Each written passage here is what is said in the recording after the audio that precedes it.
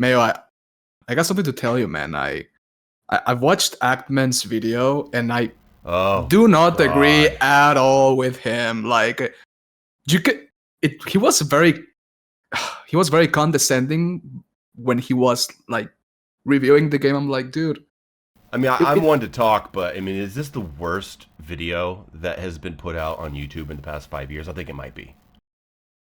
I wouldn't go as far, but I think it was very hypocritical of him, like giving that review. The guy's total trash. I can't stand the man.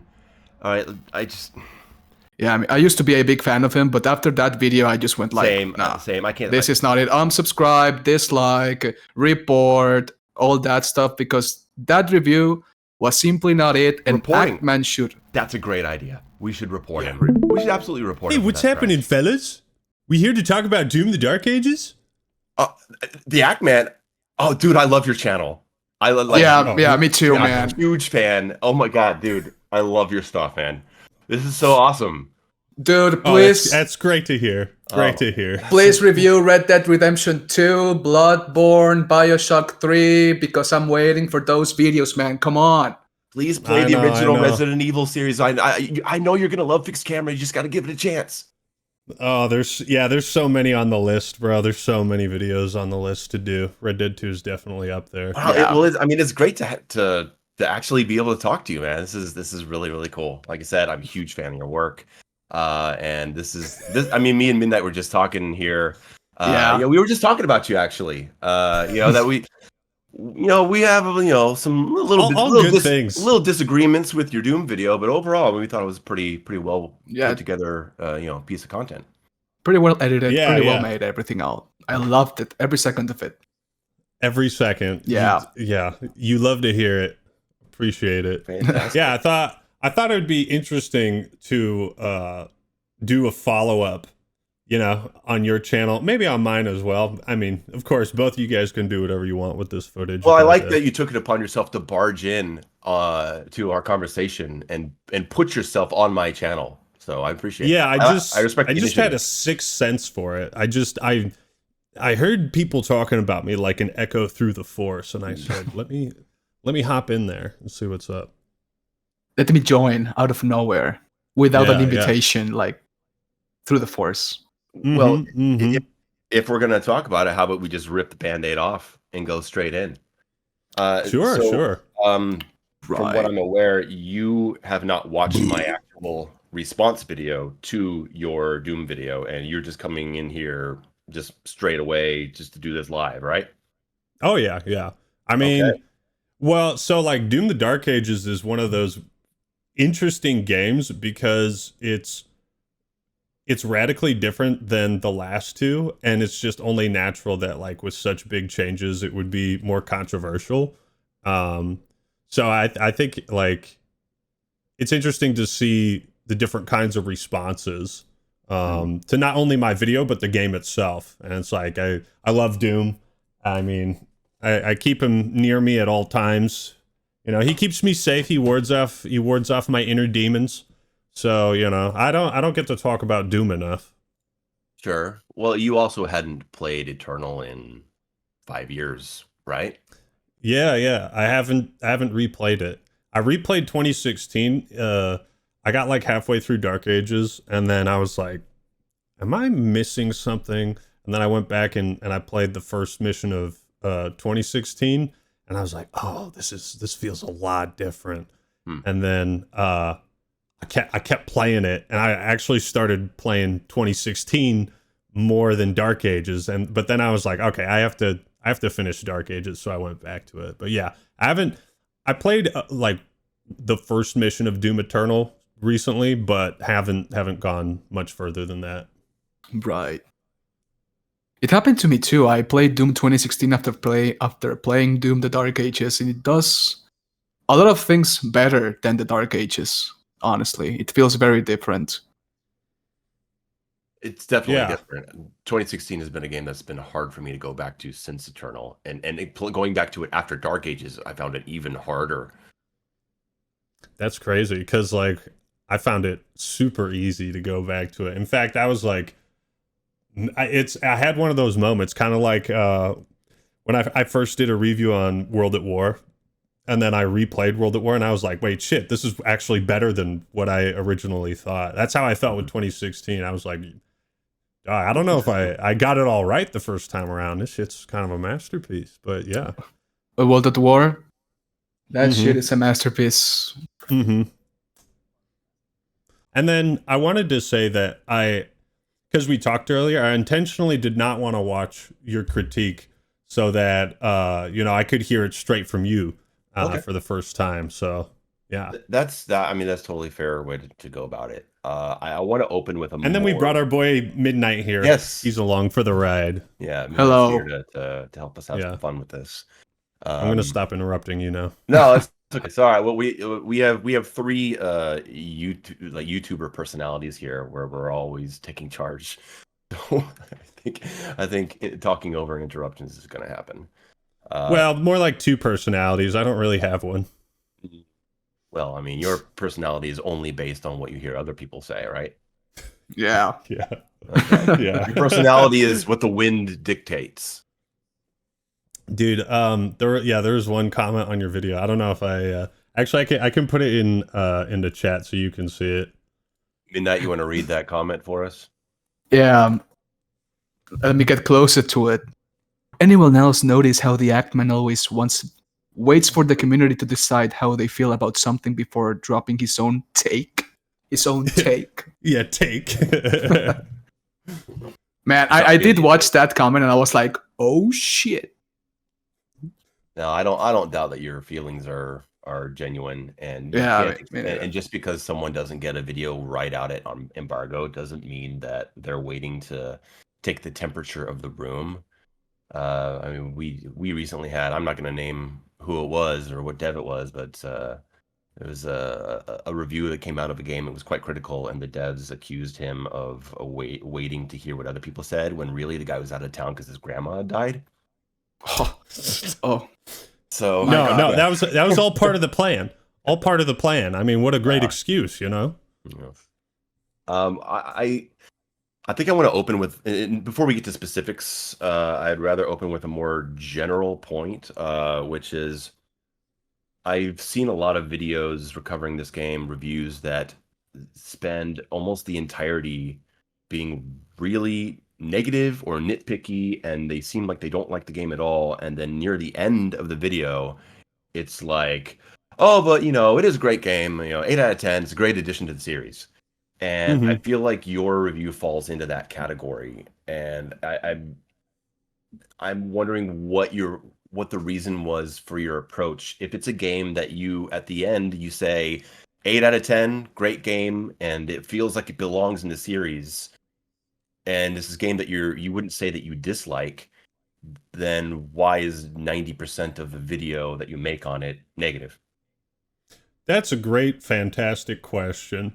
Well, the first answer to that is that I could keep fucking talking until the world ends, So at a certain point, when you're working on a video and you put like 2 or 3 weeks into it, you just gotta, like, at some point you gotta pull the trigger and stop going back and revising and being like, oh, am I too critical? You gotta stop second guessing yourself. You gotta stop going for perfectionism. So there's that element to just like the video production, but also like the angle of the video is like why I was disappointed with it. So that was more of the focus. But it's like, it's not bad. It's just different. And I don't like some of the ways that it's different. Right. Because you compare it to like, I don't know, some other reviews I've done, maybe on like Cyberpunk, for example, where it's like, or Redfall's a great example. Like Redfall, like that's just an objectively bad game, And it is. This is not. But I found myself as I was playing it with more criticisms than praise. Probably because what I would praise in Dark Ages is stuff I've already praised before in like 2016 and Eternal, stuff that maybe would feel like redundant to keep saying, if that makes sense. Yeah, like, oh, in this game you kill big demons with big guns. It's like, all Doom games are like that. Yeah, that's what I would say. You guys both watched it, yeah? Well, obviously Mayo did, but you did too, Midnight? I watched it like 5 times, man. Oh, really? Oh, shit. Dude, like, I don't know how to say it, but when I'm washing dishes, I watch your videos. Hell yeah. Honestly, big fan. Appreciate it. Yeah. Whenever, that's how you know, like, whenever you watch something while you're eating or doing like some menial task, you're like, okay, that's good. Yeah, It's that's a the feel good you wanna content get. creator. Yeah. So I appreciate that. But then, But what did you guys overall think of the video? And don't be afraid to shit on my face. You know, pull those trousers down and just let me have it. You know.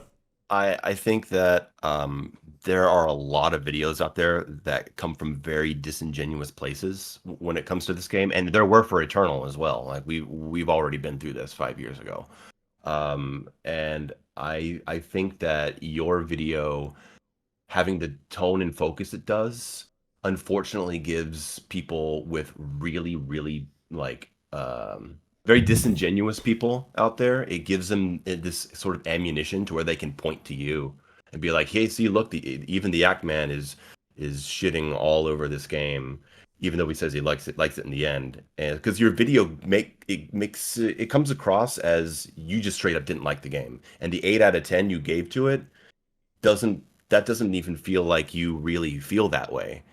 And so a lot of your video, while I do agree with some points you make, and I respect certain feelings you have, which are, everyone's gonna have different feelings about things, and we'll get to that. I also think that you made some crucial mistakes and missed some things that do a disservice to your video. And if those things hadn't been in it, I don't think we would be here. It would just be, he has a different opinion about things. Okay, I can, fine, whatever. But I think there's other things that actually need to be talked about and cleared up. Oh yeah, give me the Ace Attorney objection. Present the evidence. Give me that. Yeah. That is what I'm here for. Hell yeah, hold it. Yeah, I would have liked to hear a lot more about what you did like about it, and I think that there are things that you would appreciate and would like more if you would spend more time looking at them. And so as a fan of your own videos, I've been watching you since the Dead Space video. Ooh, that's a good one. I was disappointed as a fan of your channel to see you cover the game in this way. Okay, I mean, well, that's totally fair. Like at the very least, whenever you're a bigger channel, or like I like to use a Biggie Smalls as a nice example. You know, mo subs, mo problems. Right, the bigger your audience is, the more eyes and the more pressure is kind of on you to perform. And yeah, sometimes I get wrapped up in that perfectionism, and I'm just like, I got to just put out, what I got. I just got to finish it. And so like no video is ever perfect, and that's part of the reason I like doing what I do, especially as like, critical analysis. You're naturally going to attract people and audiences that are equally critical about games, and they're going to criticize your videos. So that always helps me be better too. That's why I like engaging with this kind of stuff. Yeah. Fuck you, by the way. Okay, you just got yourself a bunch of new fans. Yeah. So you were disappointed to see me cover it that way. I was, because I felt like a lot of what you said in your negatives, I either sympathize with, even if I disagree, or I am in agreement. But I feel like it's dragged down by the other half, which I feel like is not coming from the right place or gets some things wrong. And instead of that stuff, I would have liked to see the emphasis on things that did make you feel like it was an 8 out of 10, which we get very little, unfortunately. Yeah. Well, I could certainly give more examples too. Well, we can get into those things as we get through the topics. We'll get into it. Yeah. Yeah. Okay. So how about we start with something that I'm in total agreement with, and I think almost everybody is, the life sigils interrupting you when you die. Yeah, I despise that. I cannot even see when I die. I'm like, who killed me? Who? Yeah. Can't you read it? It says right there, you died. And the death animation, like you say in your video that there's no death animation. The thing is, there is, but you have to press no on the life sigil to see what killed you and how you die. And like, there are lists and lists of things that the company is looking at, working on and adjusting as they put out their updates. I am almost entirely certain that the Life Sigils thing is on the list.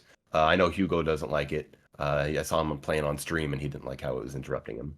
Yeah, because I mean, like, in 2016, right? Like, I did find that when I died in my playthrough, I made sure to record that because I was like, oh shit, wait, the demons can glory kill you too. Yeah.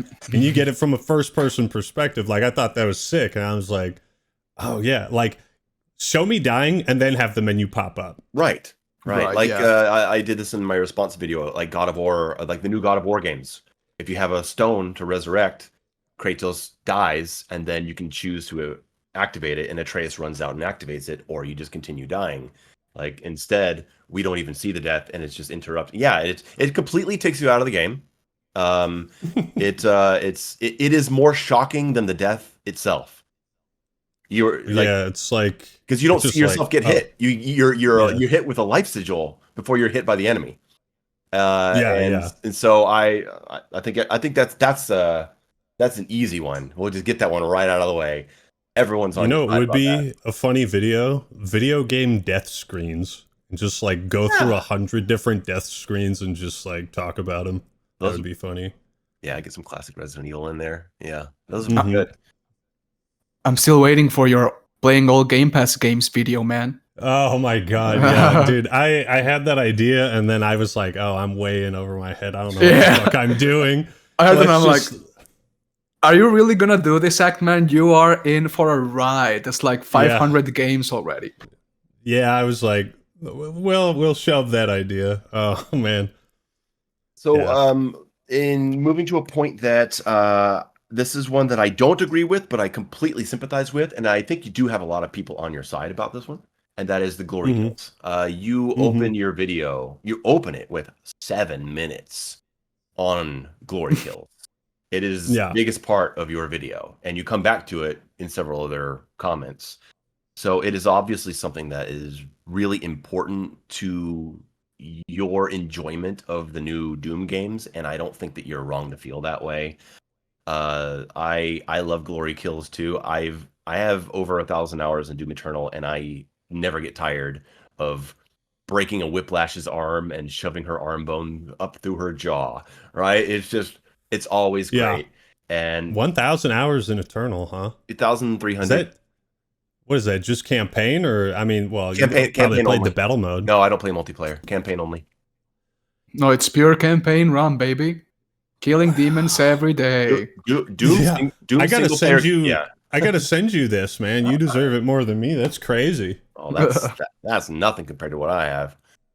Oh, I bet. The Doom single player community is really cool and dedicated, and we're all about mastering the gameplay loop and mastering the combat through the campaign, right? And that's just kind of how the community is.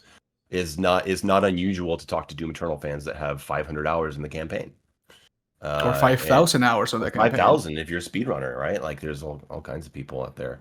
But I'm curious how you feel on this, Midnight. How much do you sympathize with the Act-Man when it comes to the removal of glory kills? Because I think from my point, when I played the Dark Ages, I didn't find myself missing them at all. I enjoyed the from above ones that you could do, right, on the heavy demons. I enjoyed those, but I was more focused on the new flow that it created, which was not the like fewer interruptions, being able to execute multiple enemies that are in dazed states, and the mechanical function of things like if you do an execution, one of these execution punches or kicks or whatever, you're able to actually turn while doing it, which means that you can see incoming threats coming from other angles while enemies are dying.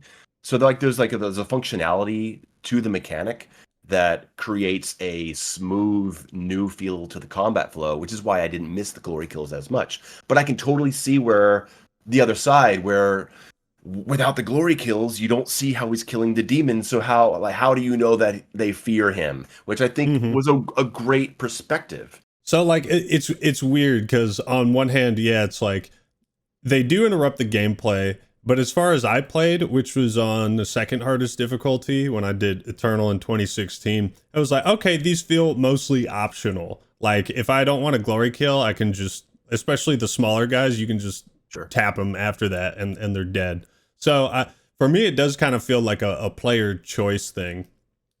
So I understand the whole like it flows better and there's less interruptions. But what's so weird about it is that there's still like a slow-mo effect in Dark Ages when you do the executions. And I remember like halfway through my playthrough, I was like, I went to the menu, I was like, is there a way to turn that off? Because if I could turn that off, that would probably, like, the game would feel much better. Much better. Yeah. There will actually. They're working. Oh. That's one of the many things in the works for an eventual update. Yeah, so you could see how from that perspective, like, it doesn't really feel like the game is getting faster. It just feels like the interruption is still happening. It's just like you're not seeing a cool animation anymore. It's just kind of the same animation, but just slowed down. And I get that philosophy of like we wanted it to be like 300, you know, in that one shot. Like Hugo specifically talked about that shot, and I love 300. But what works in a movie like that doesn't always translate well to a video game, if that makes sense.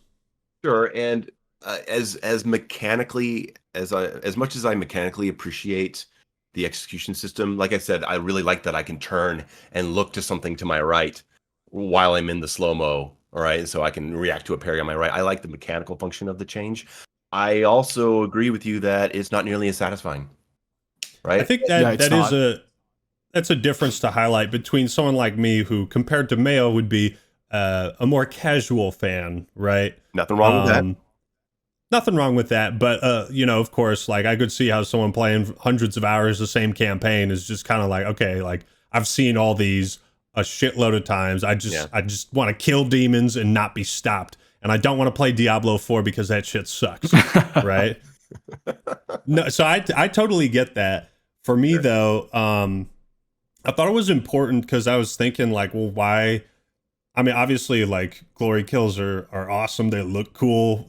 They're so creative with them. But, like, is there something more to them that was important to the Doom formula? And I realized, like, yeah, I mean, that's why they fear him, because of how merciless he is. And I had fun putting together some of those sections where it's like the Doom Titan voice talking about Doom guy and then showing the executions glory kills.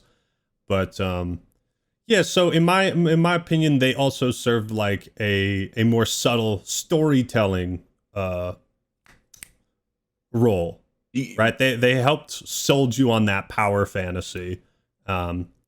Yeah, I think that's a good point. Would you have had less of an issue with it if, let's say, we had more extreme and varied enemy reactions to being hit during executions, and if there had been a higher variety of the actual attacks from the Doomslayer during the executions?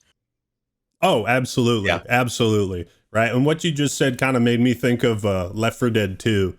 Right, and some of those like, there's like missions in Left 4 Dead 2 where it's like developer commentary, and they talk about how they had like mo-capped zombies, and like from all the different ways that you shot them, they would react differently. They might stumble forward or do all these different things, and I didn't really get that, or maybe I didn't notice that in Dark Ages. So even if like you're hitting an enemy with the same thing, if it's from a different direction, you don't need glory kills necessarily, but yeah, some different kind of reaction based on the demon wouldn't have been so noticeable to me.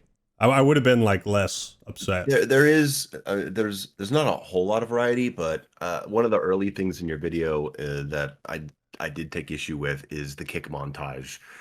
You I get the joke. I respect the joke as a YouTuber and video editor myself who tries to do humor. Number one. Wasn't that pretty good though, that edit? Because like you had Hugo talking about that scene in 300. Oh, and then I just hard cut to because they actually had this is Sparta moment in Dark Ages, which was pretty fucking cool. Yeah, it was. Yeah, I guess my issue was that there's not just a kick in the executions. There's a fist. There is a shield strike with your left hand. There's a shield bash. There's the flail hit. There's an uppercut. There are several other. I know. But in think your video makes it to the common viewer that hasn't played the game.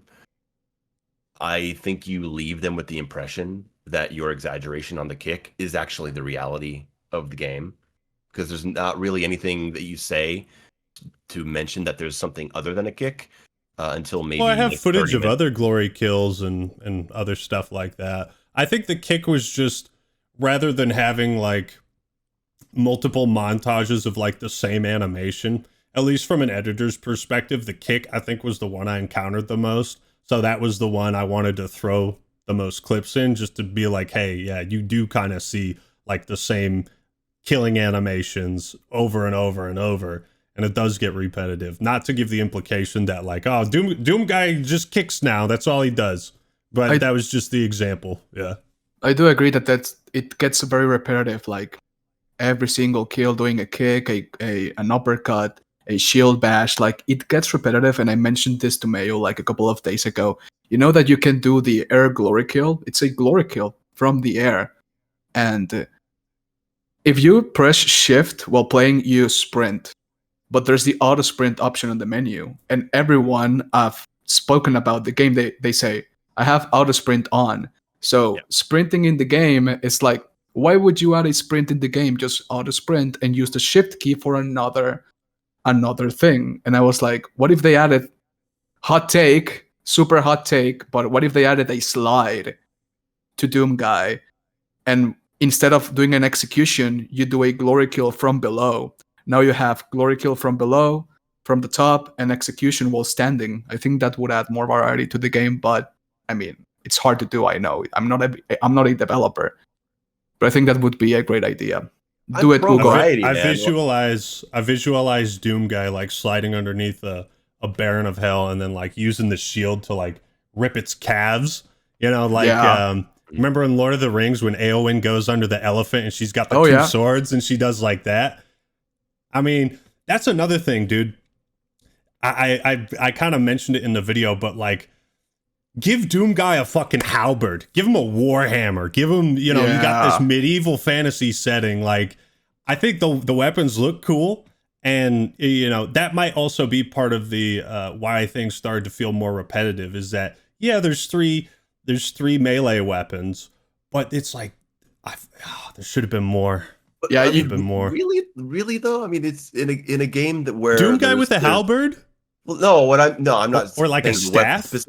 I'm not speaking out against this specific weapon, but I mean, we've already got 6 gun classes and a multifunctioning shield, and for the first Doom game that has melee in it, you're upset that there's only 3 different kinds of melee weapons that all have their own function and upgrade trees. I just no, it's not that I'm upset.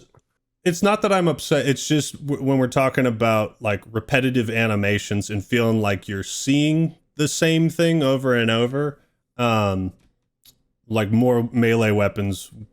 If you're going to keep like the whole execution style, it would have added more variety to what you're Did you feel seeing. that way about the chainsaw in Doom Eternal? Because you're using that one chainsaw for the entire game.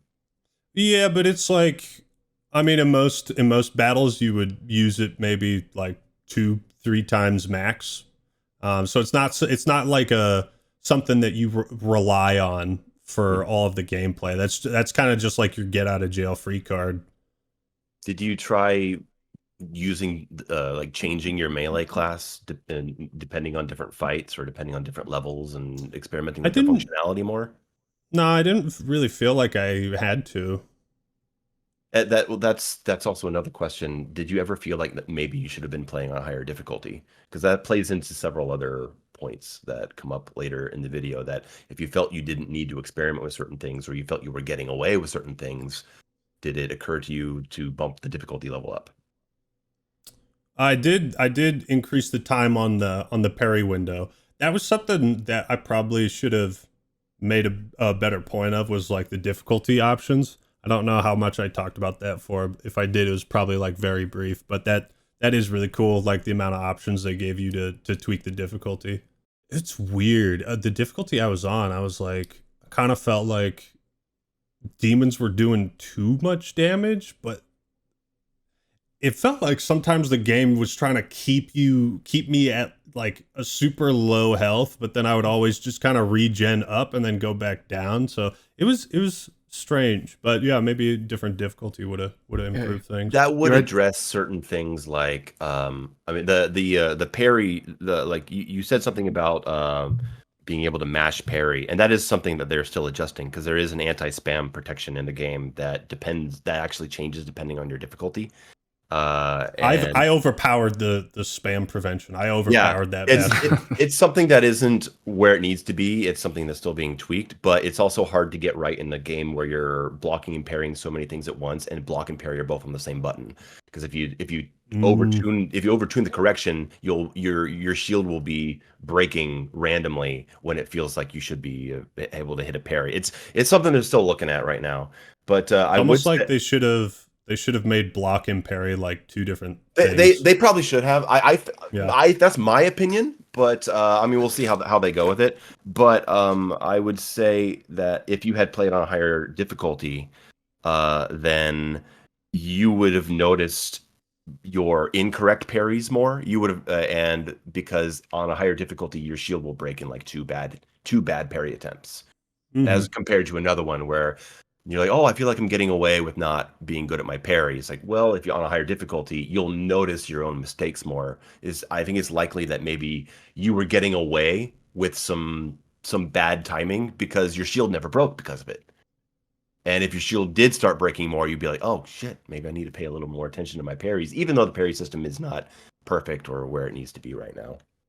Yeah, I when I increased or decreased the amount of the parry window, that did make the game feel better in my opinion. Like I was punished more for not just spamming that. I don't know if it's a hot take to say this, but I think Doom, for any player being a veteran of the franchise or being a casual fan, I think where Doom pressures you, like you're in that edge, like you said, Ackman, like being in the edge constantly, that's, at least for me, that's where I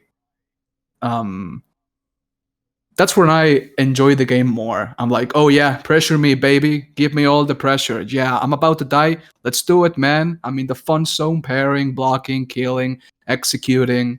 I think that's when people in general enjoy the game more. But it's, for a veteran fan of the franchise, it's like easy to get into that zone. But for a casual fan, I think it's harder to get to that point because they need to earn it. They need to earn that fun zone, and they need to engage with the mechanics of the game, etc. So I understand that for the casual fan, it's harder to enjoy the game. But if you push through it, there's a very good game there to enjoy, honestly.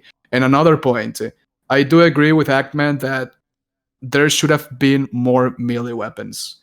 But I mean, the game is confirmed to have DLC. Software in Doom Eternal added a new weapon, the Sentinel Hammer. So I want to believe that in future DLCs they're going to add more melee weapons, because it was marketed as a medieval experience for Doom, and medieval for me means big ass swords, halberds, battle axes, all of that stuff. So I was expecting more variety from id Software in the melee weapon department, for sure. Yeah, if they're not going to have like as many glory kills for each melee weapon, like what they had would have been fine if they, if the executions were a bit more flashy from time to time, but since they're not, it would have helped to, I agree with Midnight, it would have helped to have like more melee weapons, even just like two more. Even one would have been the difference, like a big ass sword. The power fist is just kind of, it's just a hand, you know what I mean? It's just Doom Guy's hand. More melee weapons. With the melee weapons and them requiring charges, it's a funny bit in the video. The melee ammo. I mean, your delivery on that is really good. But I'm wondering how much of a difference you see between that and Doom Eternal, where there are blood punch charges that you pick up that power your blood punch. Blood punch charges. See, I probably should have also replayed Doom Eternal. Yeah. But I was also like, replay it, then can I stream it? Because I had this idea, like, okay, I'll post my Dark Ages video and then I'll stream a playthrough of Doom Eternal and be like, okay, is Doom Eternal better than Dark Ages? Like, let's kind of stack it up and just play through.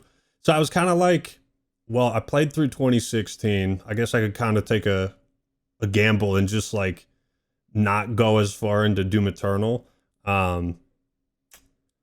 So remind me of Blood Punches. Was that basically the same thing? Okay, so in the melee in Doom Eternal is very, very low power, right? Like you can't use it as an you offensive tool. can't kill anything unless it's a glory kill. It's like nothing. And so on level 2 you get the blood punch, and if you do 2 glory kills, then you get a supercharged punch to get the blood punch. But then you can also find blood punch charges that will power it up just like the melee ammo does in Dark Ages. So we have one game where you earn the blood punch through glory kills, and there are blood punch pickups. And then we have another game where the melee recharges over time and through parries, and it also has pickups. So do you see one is working better than the other? Because they both feel pretty similar to me. I guess Doom Eternal didn't really have like that super hard focus on melee combat. I also think it might have just been as simple as like reading the tooltip box that said melee ammo, and that just like the term is funny. My brain, yeah. So maybe if they just changed the wording, the name of it, yeah, it's weird to read melee ammunition. Yeah. What? Yeah, but I understand. I had a little skit I wanted to film, but I decided to cut it where I was gonna have like a lightsaber in my Jedi robes, and I'd pretend to be Obi-Wan and Anakin, and I'd be like, Anakin, how are you doing over there? I've only got three swings left, Master. Something like that. And I see that when you make the Halo comparison, that like you can only hit 3 times in Halo. That wouldn't make sense. But there's such a deeper mechanical level to melee in the Dark Ages compared to another game where you're able to use your fist or your gun to hit something, because your punch will falter an imp. It's a guaranteed falter on an imp, which is already a powerful option. The third strike in it is a hard falter on super heavy enemies on both the first 2 melee weapons, and these melee weapons are upgraded to do things like apply shock, which increases damage. They're also getting you ammo. The flail is upgraded to give you armor, and so they aren't just melee options. They are resource management options. They are crowd control options. They are faltering options. They are focused heavy damage options if you can time the series correctly. And so I think having an issue with having to get charges for it and not just having it as a melee option, I think misses what the actual mechanical application of the option is. Yep. I think, I mean, pretty spot on. Like, it's, for me, that was more so just like making fun of the term. Of course, like you understand things have like there's that separation between gameplay and like realism. Like, yeah, melee ammo, or like the energy sword in Halo having ammo. Like, why does it's a fucking sword too? Like, why does it run out? That's how you balance the option. Yeah, exactly. So it's like, I think that was mostly just like just making fun of it, and obviously understanding that it serves a mechanical purpose, and it makes sense to have charges on such powerful options, right? You don't just want players to be able to spam that. Honestly, when I played the Dark Ages, I played Nightmare from the get-go, and I never found myself picking up melee ammo, melee charges. I always had them. I don't know why. And I'm like, they recharge and you get them through parries. Yeah. He's just that good at the game. I'm just that good at the game. Estoy enfermo. I'm sick. Insane. Insane. Yeah. Well, you just shut my mouth, Mayo, because I was gonna say, why won't they, instead of adding melee ammunition as pickups, why won't they give you melee ammunition when you do something else? But I forgot, when you parry, you get melee ammunition. Yeah, melee ammo. It's busted right now. You can get like 6 or 7 melee charges from fighting one guy. I think it's being looked at. I thought I was crazy because last night I played and I was like, I just absolutely destroyed a Baron with like 9 different strikes from my power gauntlet, and I'm like, dude, I only have 4. And Yeah, the something's kick, going on with the charging where you're like, you go in with 3 charges and you punch them twice and you're like, oh, I still have 3 charges. Okay, let's keep going. Since these weapons can be upgraded and melee can be upgraded, you make a comment, and I think a lot of people have commented about this, and the difference in the Dark Ages is that in Eternal and to a degree 2016, you would say that weapons felt more like they were designed for their specific role in combat, right? Yeah, with trade-offs and perks. I may have cut some other stuff from the video, talking about like the different demon types and certain weapons, like using the shotgun against a Mancubus. The super shotgun is all right, but the regular one probably not your best option. You want to keep your distance away from that fat fuck, right? So, but also like hitting him with a heavy assault rifle that's just kind of like throwing tacks at him. Sure. So yeah, definitely. And that you feel, and others feel that in this game, it feels like the weapons are a little more straightforward in the fact that it's more that like you pick the weapons that are suiting you, and then that's just basically what you can just beat the game with that. Yeah. And do you see that as a downgrade? Because what I see is I see a different design principle. If that were the case in Eternal, a game that is very like gun centric, I would have a much bigger problem with that. But in the Dark Ages, they've made a game that's not about upgrading these specific weapons to enhance their abilities. It's more about upgrading weapons in a way that complement your other options to create character builds. You can spec into plasma, and then a plasma build might work really well with a certain melee build. If you're not using the combat shotgun for armor gain and instead are using the SSG, then you would spec into the armor options of your flail.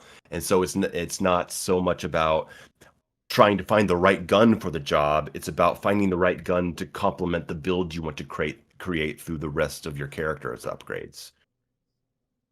I suppose that makes sense. I didn't really feel that way when playing Dark Ages. I kind of felt like so many of the upgrades were just like they didn't really feel like it changed the gun, if that makes sense. Like you'd have those weapon mods in 2016 or Eternal where it's like, oh, here's this new functionality, right, and you can take off the triple barrel for the grenade launcher and like do that in combat. For me, I like having more options. I think one of my favorite guns in Halo is the plasma pistol. I like guns that have multiple functionalities. I think in Splitgate 2 also there's this gravitas gun. Look, big dick energy. There's this gravitas gun I saw in Splitgate 2 where it's alternate fire. If you hit someone with it, you actually pull the enemy to you, and then the gravitas itself is like a point blank shotgun. So if you hit this like mid-range shot, you bring the enemy to them and then blast them. Stuff like that's cool. And it just seemed like the weapons, even though you can upgrade them, it didn't really feel like you were using them any differently. Yeah, they're not as about you upgraded them. They're not about finding different ways to use them, and more about finding how upgrading them you might be able to use that gun differently with something else. So in Dark Ages, upgrades are more like enhancements to what you already have rather than additions to your arsenal. Yeah. So different philosophy that I just preferred 2016 and Eternal. Fewer guns, but more you can do with them. The gun I felt that the most was with the super shotgun.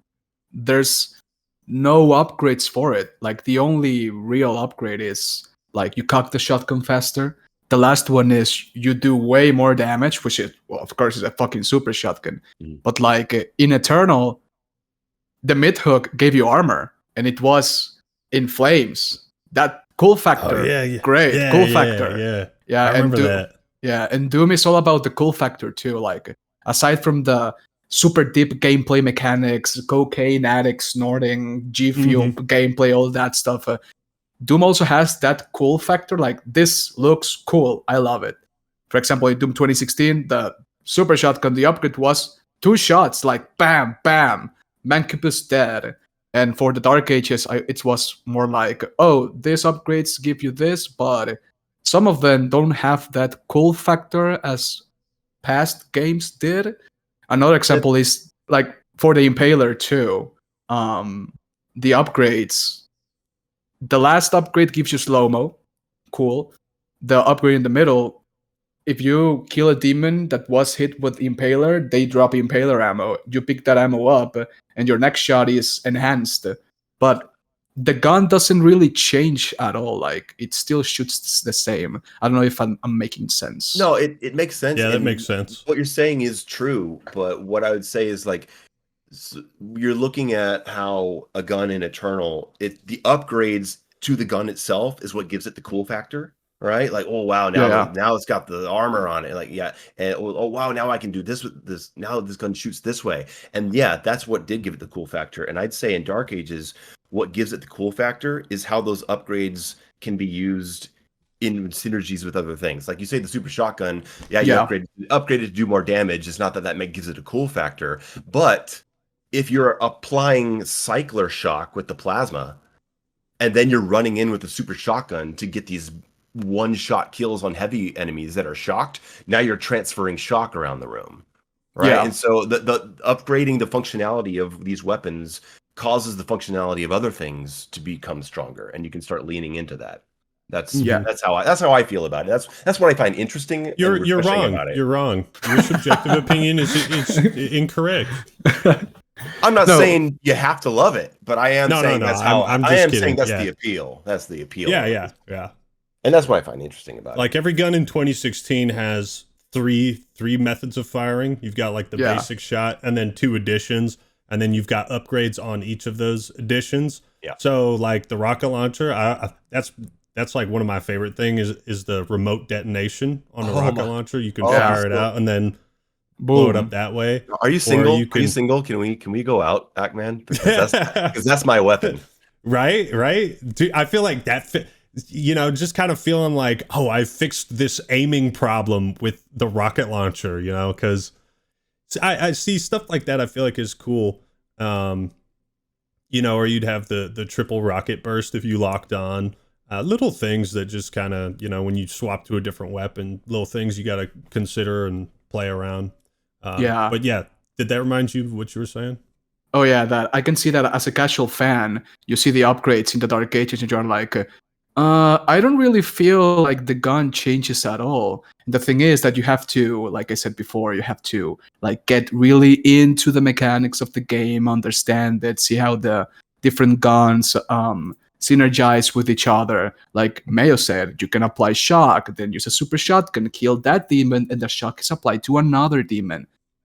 Stuff like that. But for the casual fan that doesn't play Doom every single day, I can understand that they may not be able to reach that level of enjoyment out of the game from the way the upgrades are done. Like, there are some other upgrades that are more straightforward that they can enjoy. For example, everyone can enjoy the Cycler's Shock. You just right-click, everyone die, please, and apply shock to everything, you know? But, yeah, that's what I was trying to say. I think it's easy to see how systems worked in previous games and then see how they've changed in the new game, and that they appear that they've been simplified, and maybe they have been simplified, but then to also not see the complexity that they add in other areas. And I think it's very easy to miss that on a first playthrough, or if you do end up sort of focusing on the fact that you don't like how one thing has changed, I think can color how you see how it affects other things in positive areas. And while we're on upgrades, we got to bring up some points. Here we go. All right, we got to get to some meaty stuff. All right. So your example of the gold being laid out. All right. You said that the gold was laid out just for you to come across and find, and you made your Donkey Kong. Like bananas in Donkey Kong 64. and the example you showed is the one big room in the entire campaign where it's just a whole bunch of gold laid out, and it gives this impression that like they're just laying out gold everywhere thoughtlessly, when the vast majority of gold is found through exploration, through secrets, and when you do come across gold out in the open, a lot of times it's just like 5 pieces of gold when you're walking the big maps, and it's just kind of genuinely telling you, hey, you haven't been down this way yet. And so would you say that you made an exaggeration there? I mean, you're wrong. Yeah, you are wrong. Objectively wrong. You're wrong.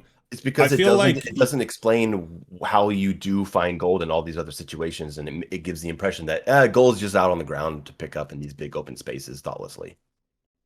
A lot of times it is, though. I mean, or like a lot of secrets that I felt kind of let down by, which was like, you know, jump on this thing that's right in front of you, as opposed to like there's some secrets in 2016 where like you walk over a trap door and this button prompt flashes on screen for like half a second, and if you just keep going, you miss it. But if you're like, wait, what was that? And you go back, and then there's like a trap door, you open it, you're like, oh shit, a secret here, you know. I guess it just it feels kind of like arcadey in Dark Ages. Maybe how much gold is littered around. I feel like I'm kind of like halvesies on it. Like, yeah, it's nice to have it as a you haven't been here. Then you also have the map, which has like areas blacked out that you haven't been to, so you can know when you've been somewhere that way. I think it might have just been better if the secrets were more complex and there was like less individual gold pickups and more like, here's 50 gold for figuring out this puzzle. I'm kind of halvesies on it. Okay. I think this is you've convinced me to go halvesies. Okay, let's go halvesies on it. These all right, so these are two big ones. Okay. In your presentation of gold, you mentioned how in the other Doom games, 2016 and Eternal, that you earned your upgrades with the combat tokens and upgrade points through combat challenges. And then you said, now it's gold. But it is not now gold. Gold is in addition to combat challenges, because every mission past mission 3 has 2 to 3 combat challenges per map using different weapons, using your execution, using the bash in certain ways. And so your video is saying, instead of now it's just gold, and it's telling people that the combat challenges are gone, when it is simply in addition to combat challenges. Do you know what that means? Do you know what that means? That you're wrong.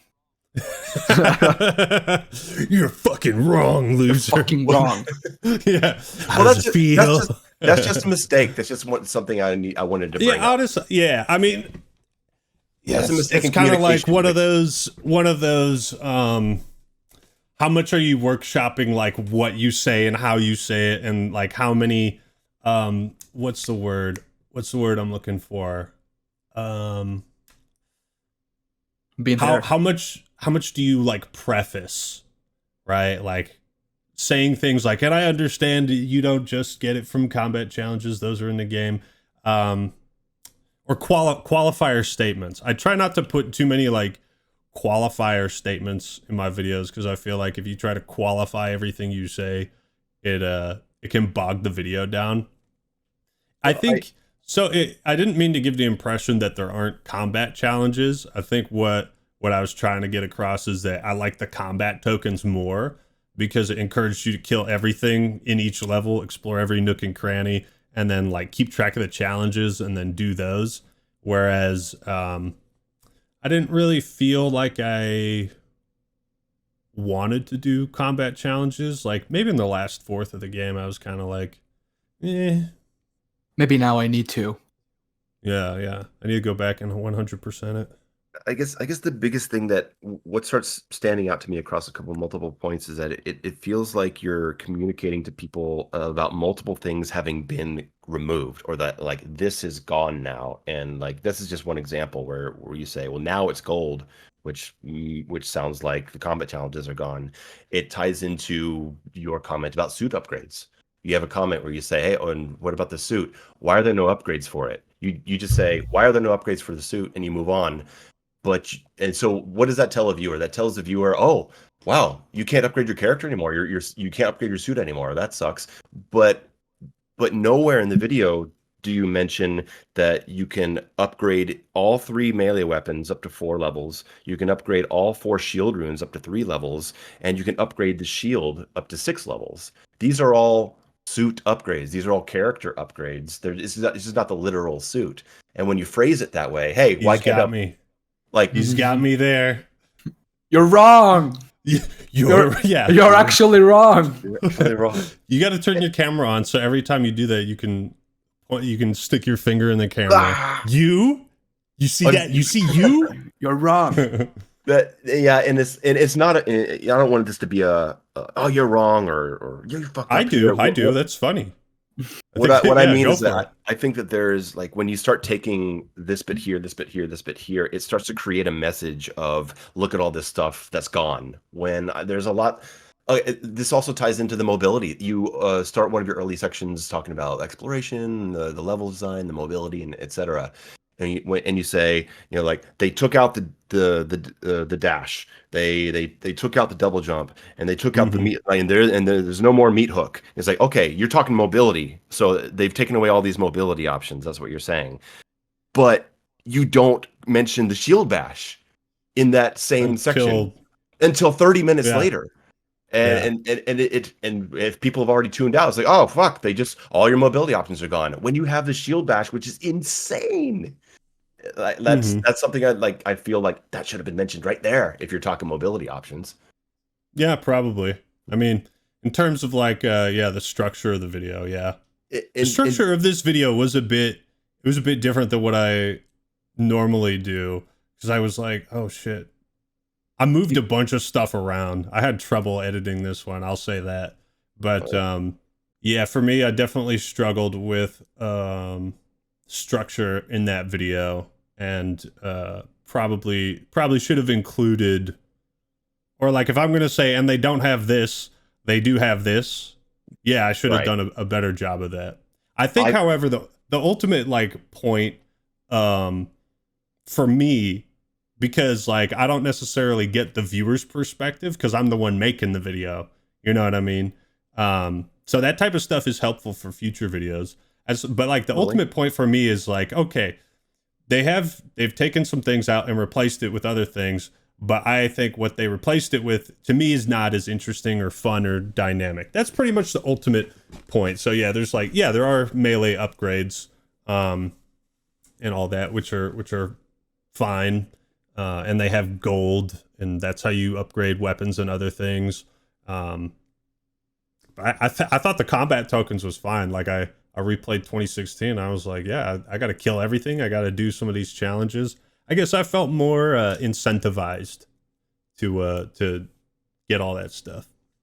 It's fair. It's fair that you feel that way. All right, like I think people experience things in different ways, especially like as you said, you're not someone that replays these games. You're coming from the other side of things, and that's a valuable audience. That's the majority of the audience is people. Yeah, it's who the grand majority. Play a game a few times, and that was fun. All right, and like that's a totally respect. You have to see that, and actually that is exactly why the combat tokens are now in like a gold currency function, because id Software saw so many playthroughs and streams of people that would completely forget that they even had combat tokens because they were in this menu. They didn't think to stop to open the menu and then look at their guns and then see how much currency they have and then spend it.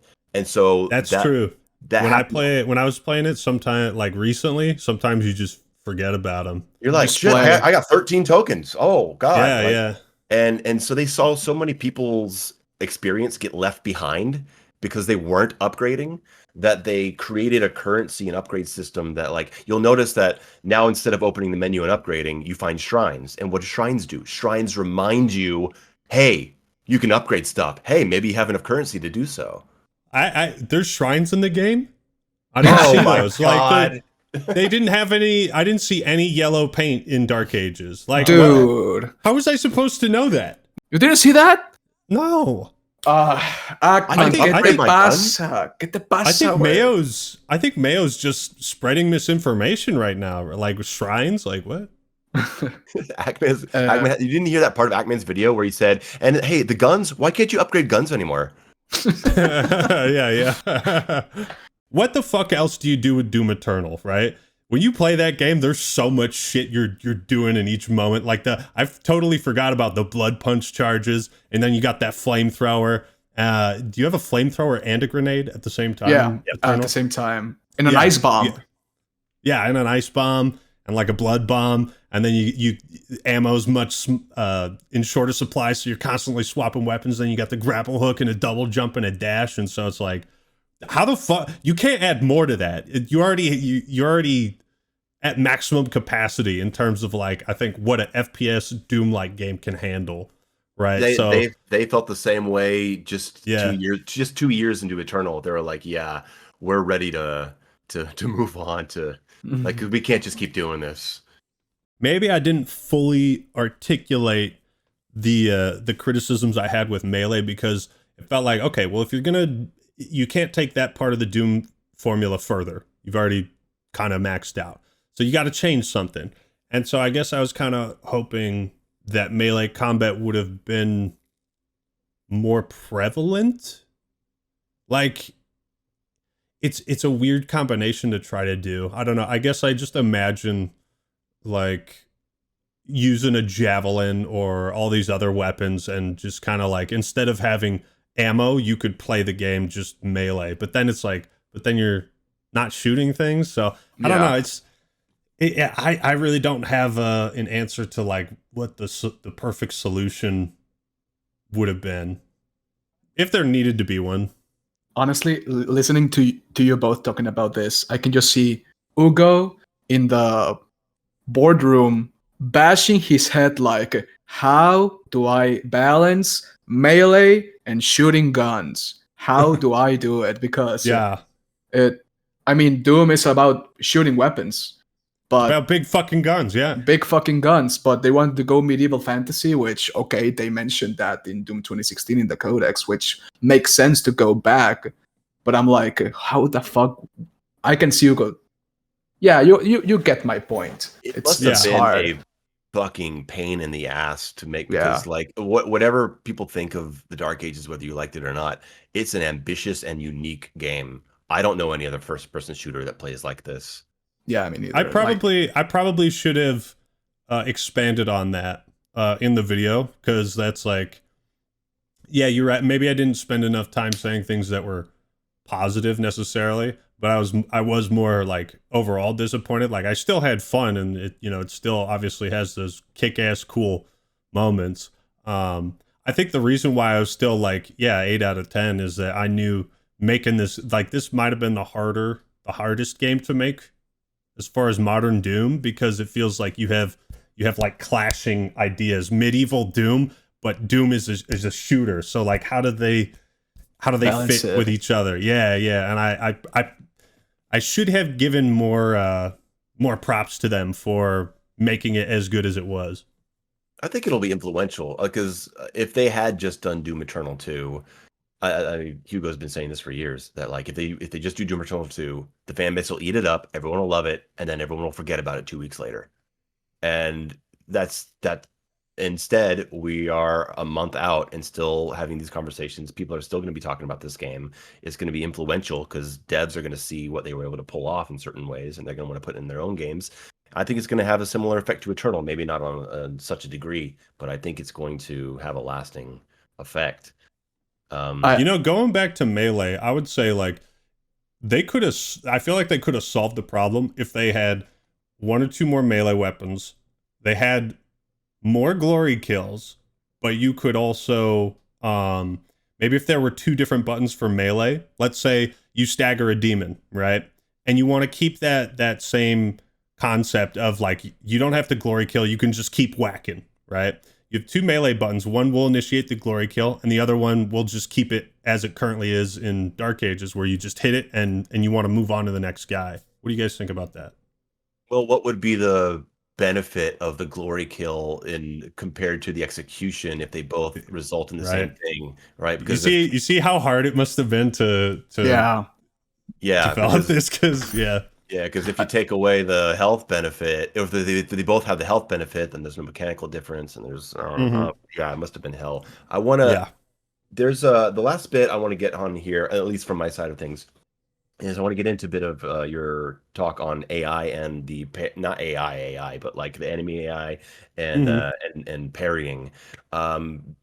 You talk about how you give an example of the soldier from 2016. You're like, look how complex this AI is, like the way he's reacting, the different things going on with him. It took 4 or 5 shots to actually take him down. He fought for himself, but you don't see that in the Dark Ages. And the way I would respond to that is that the fights are completely different in their structure. In 2016, you have a few guys running around doing their thing, and you're taking them on. But you jump into a fight in the Dark Ages, and you're confronted with the forces of hell, and there's like waves and there's like waves 30 of guys there. So the individual AIs don't have to be as specified when they're all kind of working together, and it creates a different flow. And I don't see that as a bad thing. I just see it as a different approach.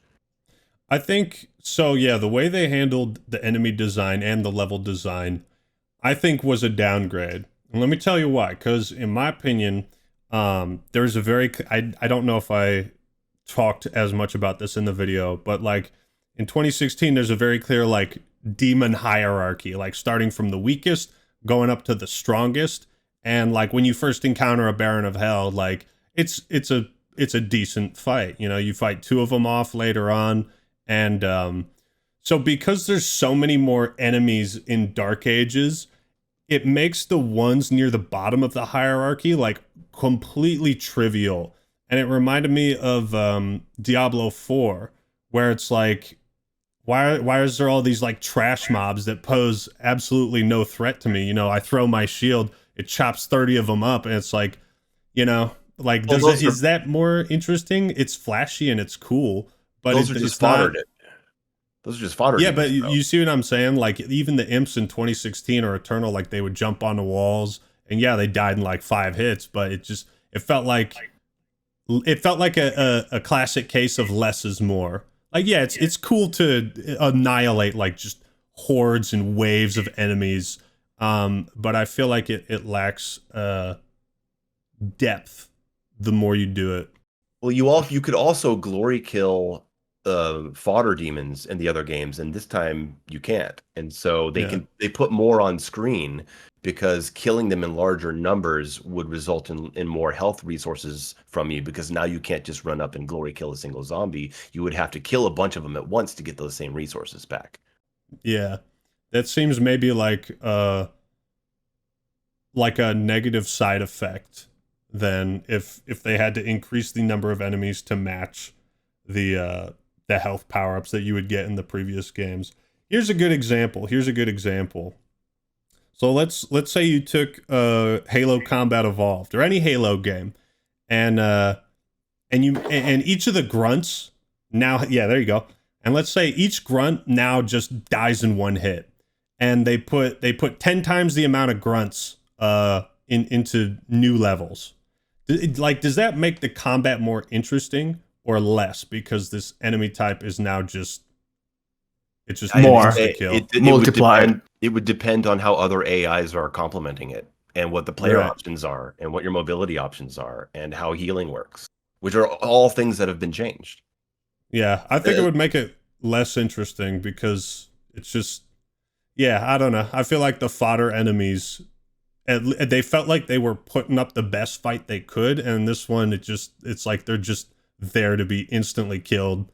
I would say play on a higher difficulty and watch yourself walk backwards into a zombie that takes 90% of your health out. Like the trash mobs, as you say, on like when they can one shot put you in danger, they become a threat themselves as well. And it's like, I'm panic killing these little soldiers. I want them dead before I take on a pinky. A line of shield guys can shoot their projectiles at you and just completely annihilate you. So I mean, they are putting up not necessarily in their movement. And when you talk about like enemies being like super easy to kill now, there's a part in your video where you talk about like you mentioned demons like kind of like the Hell Knight and the Arachnotron have lower health now, and you can run up to them single shot, chain shot, or charged impale or super shotgun, and boom, they're dead now. And it's like, okay, well now the enemies are easier to are easier to kill. They die faster, but you don't mention that whiplashes now have more health than they did in Eternal, and the pinkies. Pinkies, you could just like remote det rocket behind them and put them into glory kill state, and now pinkies are they have the riders on them and they take a long time to take down. So I don't think it's that they've made things easier to kill and just increase the numbers. They've also beefed up several enemy AI types to be bigger threats with more health. I don't know if I would fully agree with that, because when I played 2016, there would be moments where I'd be fighting 2 Hell Knights, 2 or 3 at times. And those moments felt more intense and difficult than fighting like 5 or 6 in Dark Ages. Well, because I would say that the 5 Hell Knights themselves are not the threat. It's the 5 Hell Knights that you're fighting while 2 Arachnotrons are raining their chain gun turrets on you from afar. Yeah, but if you think about it, like there's only like for melee, there's only so many Hell Knights that could potentially surround you, right?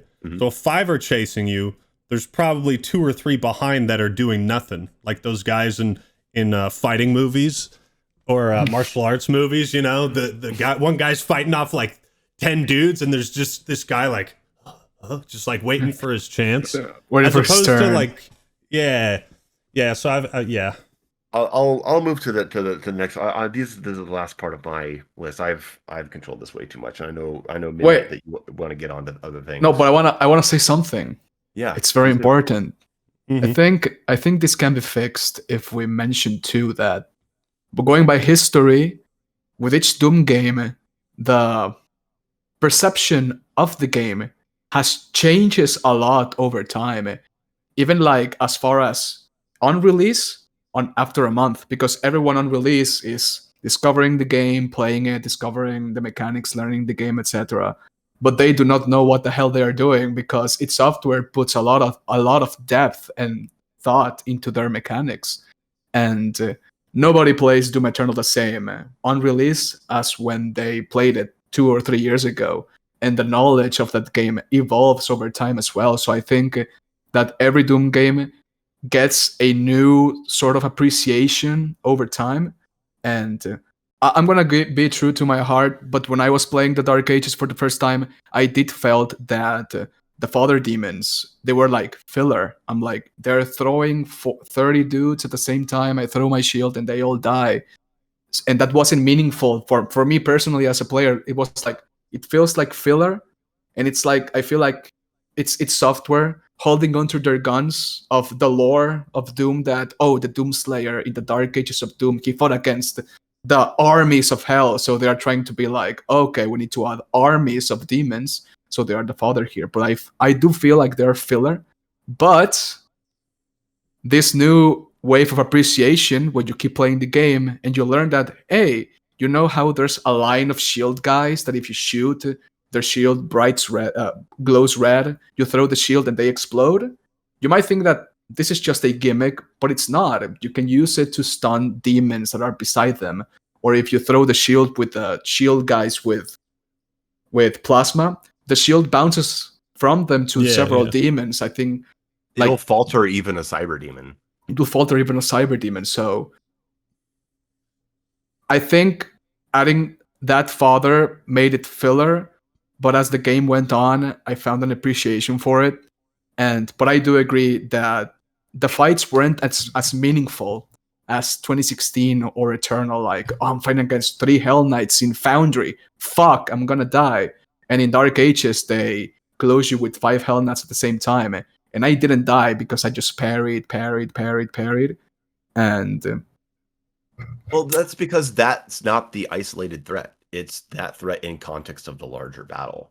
Yeah. Right. And if they throw a bunch of Hell Knights at you in one room, you kill them and you move on, because that's incidental combat encounters are also important to the flow of a campaign. It can't all be the big fights. Yeah, but for me, this was fixed with the latest update. Oh, the new update. Oh, yeah, man. When you have enough time away, and you're ready to jump in and do another playthrough, you will notice how they have done a full sweep on most of the high pressure fights to add like new like respawning pressure units, and there's like it's keeping a guy like me on my toes, and I already have a couple hundred hours in, Okay. right? And it's like, whoa, it's a real difference. I think you'll like it.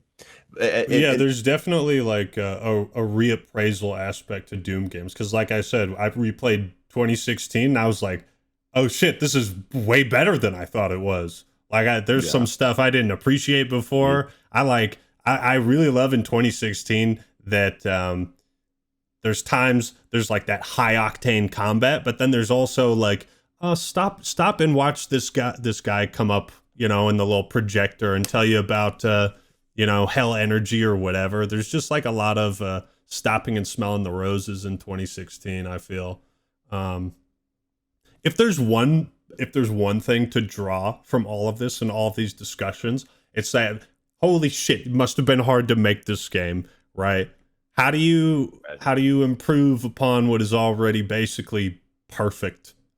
It's hard. It's hard. I mean, 2016 and Eternal, I got some gripes with Eternal. I'll have to reappraise that one. But I'll definitely try out Dark Ages again. Maybe wait for some updates. But there's a DLC coming. Maybe that'll probably be a good time to replay the campaign first. Yeah. I also never played the Doom Eternal DLC. They're good. I gotta do that. One's better than the second, but they are fun. Hell no! Wrong. You're wrong, man. Dude, Midnight, you said you were talking about like the fodder demons, like the large amounts of them being filler, and that's I don't agree, because it rarely happens. Like when you're out in the campaign, and if you're not in a big fight, occasionally you might see a big group of fodder demons that you can just throw your shield at, but it doesn't happen that often. You more often see a group of 5 to 10 zombie guys or something like that in an arena fight, right? Which if things are going your way, it feels like, why are these guys here? But if things are not going your way, because remember, you can't glory kill fodder demons anymore. Yeah, you can't walk up to a zombie like you could in 2016 or Eternal and pepper him up and then get your health from a single guy. You cannot do that anymore unless you're fighting a heavy demon or one of the heavy imps and above. And so when things are not going your way and you need health and you don't want to go big fight a fucking Hell Knight for it, if you see 10 zombies in the water and you throw your shield at them, because you're low health, those zombies will now give you health. So those zombies change their functionality depending on what the situation of the player is. If you're speccing into your flail, they're still fodder though, because they all die in one hit, and they like don't pose any even like modest threat to the player. If you back into them, they'll take a chunk out of your... Well, I mean, are you gonna back into them, Mayo? I don't, not on purpose, but I have definitely backed into a zombie. It's multiple times I've been killed by a fodder standing right behind me when someone is pushing me back. I don't know if I have. Well, again, difficulty setting. But in 2016, I think like that's kind of my big point with the enemies, is that sometimes less is more. And yeah, it's cool to throw your shield and kill 30 guys. And yeah, there's some, like the functionality has been changed. I just prefer less and more meaningful fights in each enemy. Yeah. Because even if there's like, 3 guys with snipers perched on this cliff, they may not pose that big of a threat. They might just pepper you. Because like you said, Mayo, that, the real threat is somewhere else. And I think that's what makes Doom combat so interesting, when you have all these different types of enemies. Same kind of thing with Halo, right? It's like it's not the grunts that are the main threat. It's the elites, but you want to clear out the grunts first, or it's not the elites, it's the hunters, right? So that sort of each demon fulfilling a certain role. Even the smaller demons fulfilled their own role, but in Dark Ages, it feels like they serve a role just to be farmed for health and not much else. The zombies were like that in Doom 2016 as well. They just walked around. There were fewer. They were fewer, but you could get health, a lot of health from one, and now you can't. So there's more of them. Where that came from was that I'm not over my head, but for the first half of the game, my mind was, this is easy.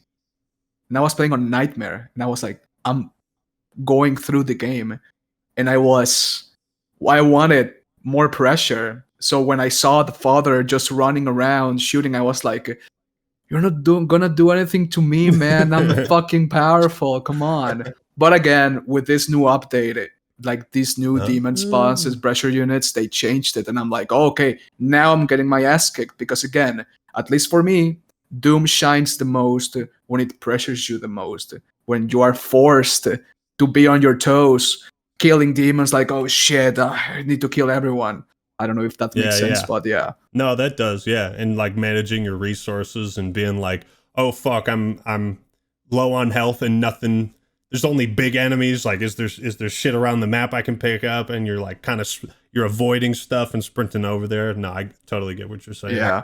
And do you remember? I mean, you only played the campaign once, but I don't know if it'll stand out to you. But it's level 4. And it's the first time that you fight like a leader, right? It's like that Mancubus with that's armored and he's invincible, and you have to kill some pinkies first. You kill some Mancubus first, kill a pinky, and then you gotta focus down. Is that the first one? Wasn't the first leader the first Pinky time that Rider? Yeah, it's the Pinky Rider. Okay, then maybe it's the second one. But that fight specifically, what they saw was that people were just killing the enemies and then going to the leader and then focusing on him for 30 seconds and then it's over. And so what they've done is once it's time to kill the leader, then Hell Knights start spawning in. And then so if you take out the Hell Knights and try to focus on the Mancubus, well, now an imp and an Arachnotron are here. And so you actually have to multitask and manage things instead of just clean it out and focus on the big guy. And that's been a pass across the whole game, which has made things so much more interesting, really. Yeah, that sounds like a major improvement, because that was kind of like with leaders, that was just all you would do. You'd kind of approach those leader fights the exact same way every time. So yeah, that sounds like a huge improvement. They're really, really good. And Midnight, you would just to get to my last point, you mentioned parrying, and that is actually the last thing I want to bring up on my points. And, that's it. No talk about story or nothing. No, that's him. That's his. That's why I'm here. That's why I'm here. I wanted to get into this last thing that you had mentioned, and I wanted to just know what your thought was on this, because you said when you talk about parrying, you said parrying is fun at first, but then you realize that many of the enemies all shoot the same projectile, and that confuses me, because in this game, we have a variety of projectile sizes, shapes, and speeds. Some of them track you, some of them don't. Some of them are horizontal, some of them can be jumped. Some of them act as fences that block your shots, and then some can be parried. Some of them you sidestep. Sidestep, and then there's some you can parry, and there's some that you can't. And so in a game that literally has the most projectile variety of any Doom game, how do you say that they all shoot the same projectile? It's not that they all shoot the same projectile. Again, probably should have elaborated more on that, but the video was already, what was it, like 40 minutes, 43, something like that. Yeah, it's like 40. Well, so I had I more time, I would have highlighted, so like the Pinky Rider shoots the same projectile as like the ships you fight on the dragon, stuff like that. Well, you start to notice like it's the exact same projectile. I mean, are they the same projectile because you can parry them? No, it's like they look the exact same. They're shot at you the exact same. But they're not. They're not, though. The ships in the Pinky Rider don't shoot the same projectile. They look the exact same to me. Wait, which one's the Pinky Rider shot and which one? Yeah, and like the ships you fight in the dragon levels. Oh, I think you mean like when they do the instant shot that has like a tiny window to parry. It does look like a bigger shot of the Pinky shot too. Like I can see that. But the Pinky also has the spread shot that shoots the multiple ones, and that's a unique projectile pattern. And imps have their own unique parry projectile that tracks you and moves in slow motion. And then the armored Mancubus has the fence projectile, where the parryable is on two different sides of the fence. It And probably just starts to feel the same because it's all like color coded, and whereas maybe in previous games, like you had those snipers in 2016 that fired a laser. Then you also had the possessed soldiers, which shot like little energy balls. They exploded. And then you had the arachnotron, which would like go upside down and fire lasers that you had to jump or duck under. I felt like, yeah, that's probably something I just didn't elaborate on more. But that's kind of what I was going for, is like, oh, it's either green or red. And, over time, it just kind of like all blends. It starts to feel the same in your head, even though they might have small differences. Okay, well, Midnight, I'm going to pass it over to you. If you want to get into some story stuff, I don't have a whole lot of comments on the story of the Dark Ages. I want to spend more time with it, but I am much more focused on the gameplay and the art and everything like that. But if there's anything you guys wanted to talk about that, go for it. Yeah, you are the game guy. I am the lore guy. I'm the lore nerd. Oh boy. Well, I'm in for it. I just want to ask you, like, what was your general opinion of the story in the Dark Ages? Like, did you like it? Did you not like it? Did you understand what the hell was happening? Because I see a lot of people saying, I do not understand what was happening. And for me, being the lore nerd that I am for that game, I'm like, everything makes sense.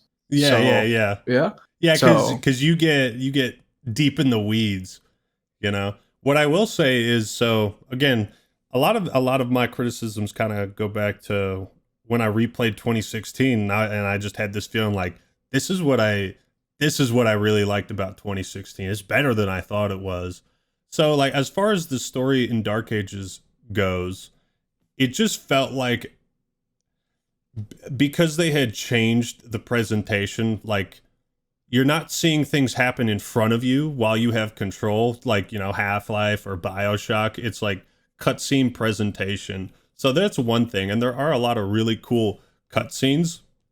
But sometimes I just found myself like getting bored when people were talking, Yeah. Whereas in 2016, for example, it felt like if you got bored, oh well, you could just keep walking past that like story beat, or you didn't have to read the codex.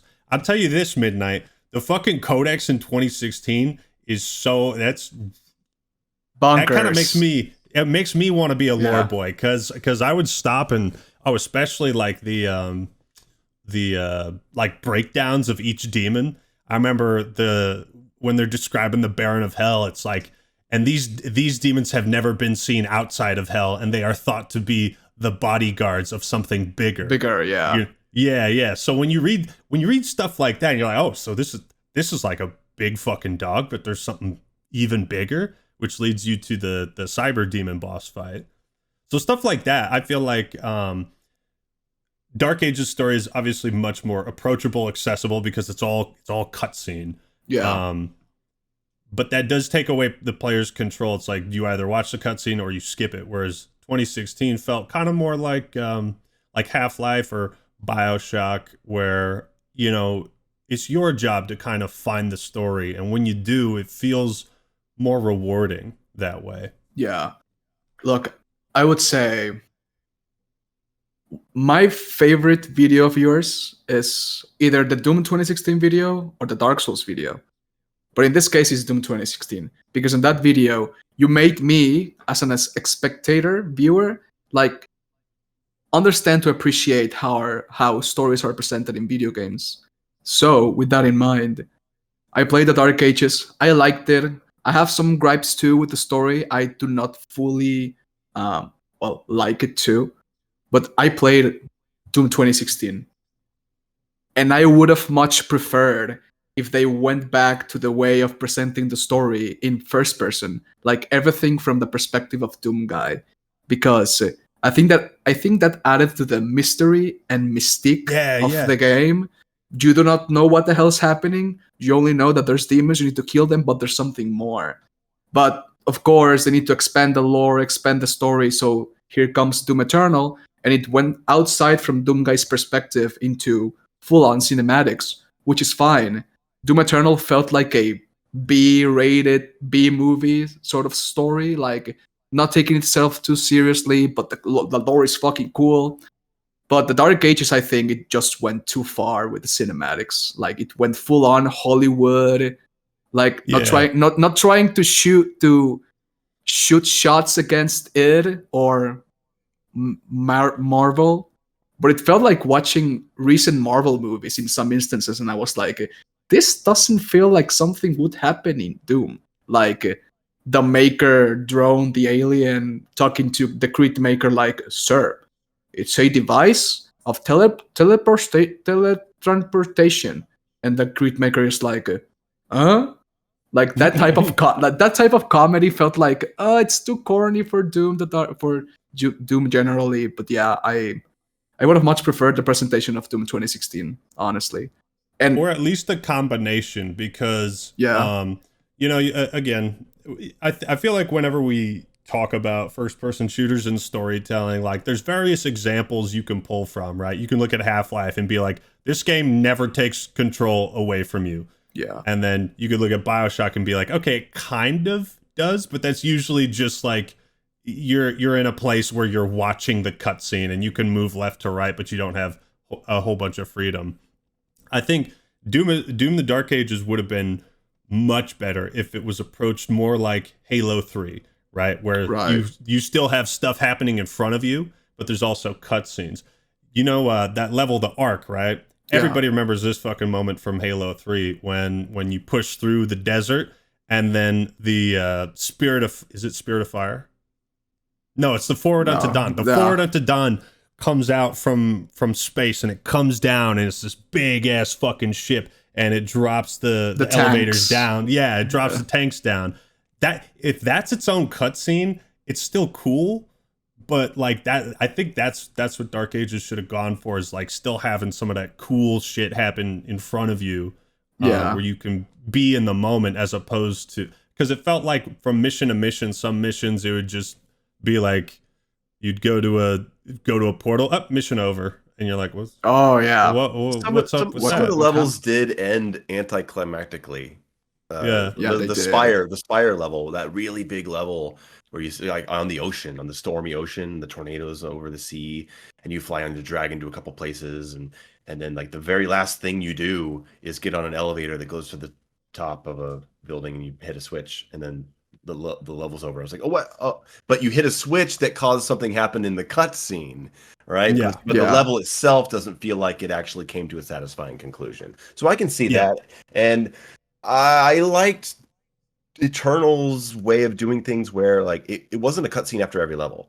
There were some cutscenes, and there weren't as many characters. Like a lot of the cutscenes would just be like, it's just the Doom guy listening to King Novik's Ghost, right? Or just like I liked that simple aspect of it. I think it was just not the story that I wanted them to tell in the Dark Ages. I think that also affects my view of it, that I was hoping to hear a different story. And I won't say what that story is, because hey, we have DLC coming out. They may still be telling the story I want to hear. I think I want to go back and give it more of a chance, and like maybe just watch the cutscenes and take it in as a movie or something, because I was also just tired. I mean, the game took me a long time to beat. It's 22 levels, guys. Like how can you even really get into a story when it's told across 22 levels of like chaotic, exhausting combat encounters? I don't know how you do it. So I need to take some time to just think about the story on its own terms, which I haven't been able to do yet. Yeah, I think that's probably part of the issue, is that it feels like two different games, right? Mm-hmm. Like the cutscenes feel like they're from a different game, and the combat just feels more. It feels like more of an arcade game. You know what I mean? In a good way. One, I'm gonna be sincere. My biggest gripe with the Dark Ages in terms of story is its expository dialogue. Oh, go ahead, protect Doom guy. Like literally saying to the audience face, this is happening, pay attention, but told in the most boring way possible. And also, I don't think Dark Ages needs a lot of characters. I mean, the ones they introduced in the Dark Ages, they they do fit in the story. Like they are characters needed to tell the story. But beyond that, I'm like, I don't really care about this guy or this other guy. Just focus on. You can't describe their personalities. Like Yeah. try to describe their personalities. You can't really. And I think it's software's. I don't know if I'm full of shit. I may be full of shit. But I feel that its software has this mentality when writing the story that Doom doesn't take itself seriously. At the end of the day, it's a video game where you kill demons. That's it, right? So they try to take that mentality with the storytelling as well. But I say, no, there's a story worth telling there. You just gotta find the good way to tell it. And I think the way Doom 2016 did it was fantastic. It could have been done better, in my opinion. But you can do that twice. That's why they did Doom Eternal. And fuck, I lost the plot. No, you were cooking there. I'm cooking there. They had all the pieces, right? Yeah, like, they had all the. You think about that level where, you know, Doom guy dies and then he goes to fucking Davy Jones's space locker or whatever, and then he gets on board the ghost ferry to ferry his own soul. Like that's fucking cool. That's like imagery and memorable moments. It's just kind of like how he gets there, and everything around it is like, we don't really care how we get to this point. We just want to get here. You know what I mean? Yeah. But I do believe that it has the material to create like a meaningful story. Like, I may be full of shit as well. It's not like I'm gonna cry with a Doom game, right? But I think they can create moments like that as well. Like, get some emotion there too, instead of just like badass fucking killing guy on roids, killing machine. I don't know if that makes sense. But no, I feel that. I'll say the one character that I am genuinely interested in the Doom world is Valen, the Betrayer. Oh, right? Yeah. And Ackman, I don't know how much you know his story from the Codex, but he's the guy that sells out his civilization. Spoilers for the audience. No, it's been known. Yeah, it's been known. And he's in the Dark Ages. You see him there, but like he's not involved in what's happening. He's like piloting the ship or something like that. He doesn't do anything. He doesn't do anything. No, in the he's doing story. the important stuff. You know, somebody had to pilot the ship. That's the thing with Codex, is that you can't put all your story chips in just like one or two places, like Codex and cutscenes. You gotta kind of sprinkle it around, right? Yeah. Like 2016 had all those moments where holograms would come up and they would talk. They would have these like cheerful, upbeat, like, do you want to work at the Argent facility? Our employment rates are going through the roof. Meanwhile, there's like 30 dead bodies and blood splattered all over the walls. And so by having like more environmental storytelling and Codex and some kind of like cutscene type moments and audio logs, I feel like diversifying is well, it's how they've done so well with 2016. So I mean, there's a better balance for the ambitious nature of things. Yeah, I mean, I agree. I agree with that. Even if I'm not into the story that they told, which I may be someday, but the way they told it didn't really keep me paying attention to it. And if they had incorporated more like environmental storytelling and stuff like that, and less cutscenes, focusing them down, and if they'd focus on Valen instead of giving us Thera, I think I would have been happier. But yeah, absolutely. It is what it is, and the story for me is low on the list of things when it comes to Doom. But I can't blame someone for holding it against the game if they didn't like the story, when there is so much of it, right? There's so much of it. So like if you're not into it, then they've proven themselves capable in the past of like doing good stories and almost like proving themselves wrong, right? Like John Carmack said, it's like a story in a video game is like porn. It's like story in a porno. It's expected to be there, but nobody really cares. So they've proven themselves wrong before. I mean, there's a lot of world building, environmental storytelling, world building in the Dark Ages. A lot. If you pay attention, it's there. Yeah, it's there. but it's there not on a dynamic way. It's static, like it's like paintings of the different Sentinel kings throughout history of the Sentinels, or in Hell. In Hell, there are six demon statues. There are only 6, each statue for each demon, like repeated through the levels. Those guys are big. They are the 6 archdemons of the 6 families of the 6. I don't know what the fuck. Yeah, it's like there's a lot of world building in the game. They're telling you in your face, hey, these statues are gonna be important in the DLC. Like there's a lot of history in the level. There's a lot of history. But what I meant in dynamic is that, for example, in Doom Eternal, the hologram will came up. The Earth is the melting pot of the universe, and say stupid shit like that. That gives you a sense of how they work or what's their purpose, their ideas or whatnot. Can we make a difference, and can we call it passive environmental storytelling and active environmental storytelling? Yeah, passive environmental storytelling and passive active. Okay. Yeah. Well, you can in Dark Ages, like you can watch one of those giant robots fight one of those giant demons, and it's like it's cool. It doesn't really have a whole lot of substance. Yeah, no, it's cool factor. It's fucking cool. It's a mech fight. Yeah, but I love the one on the first open siege level where you see the Atlan mech on his knees, and then he turns around and he slow motion uppercuts the demon. Oh yeah, that looks very great. good. That's really, really good.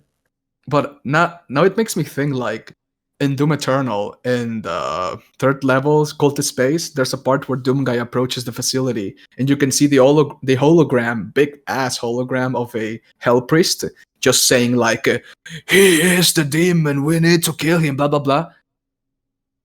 I could have seen that in the Hell levels of the Dark Ages, like you're fighting in Hell against demons, and there's a voice in the background like, "Do not fear him. Kill that guy."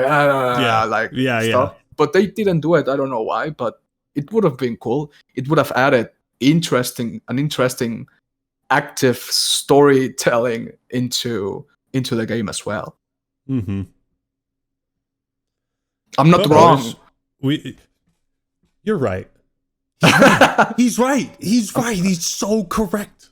I'm right. Yeah. Okay. Yeah. Title of the video: Midnight owns the Act Man.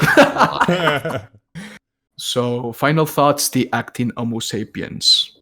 Yeah. So there's certainly some things I got like wrong in the Dark Ages review, or not like entirely accurate. But I think the overall point of that was just like it's like they changed the philosophy.